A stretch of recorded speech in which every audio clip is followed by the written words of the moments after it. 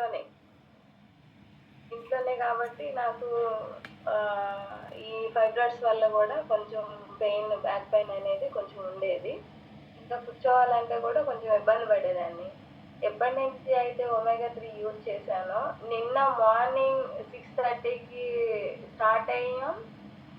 Evening ఇంకా ఈవినింగ్‌కి reach అయ్యేటప్పుడు 9:00 ఏమో విజయవాడ రీచ్ అయ్యాం. మళ్ళీ అక్కడి నుంచి బెంజ్ సర్కిల్‌లో దిగి, మళ్ళీ అక్కడి నుంచి ఆటోలో ట్రావెల్ చేసుకొని, మళ్ళీ అక్కడి నుంచి బీసెంట్ రోడ్ దిగి, మళ్ళీ అక్కడి నుంచి నడుచుకుంటా ఇంటి వరకు వచ్చాం.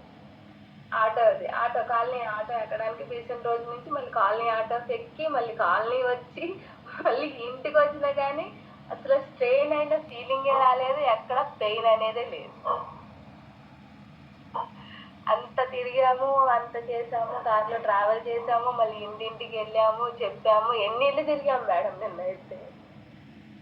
ఇంటింటికి వెళ్తానే ఉన్నావు, స్టేట్స్ ఎక్కుతానే ఉన్నావు, మెట్టులు ఎక్కుతానే ఉన్నాము, తిరుగుతానే ఉన్నాము, అన్ని చూస్తానే ఉన్నాము, అందరికి చెప్తానే ఉన్నాం. ఎంత హార్డ్ వర్క్ డేలో ఫస్ట్ టైం చేశాను నేను.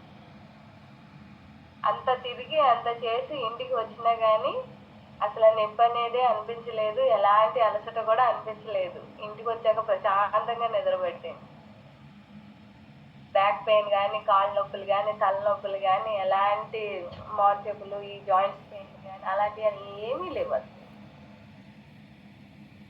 ఫీలింగ్ నాకైతే నిజంగానే అమేజింగ్. లైఫ్లో ఫస్ట్ టైం ఎంత స్ట్రెయిన్ అయినా, ఎంత వర్క్ చేసినా కానీ అసలు ఆ ఫీలింగ్ అనే అలసట అన్న ఫీలింగే రాలేదు.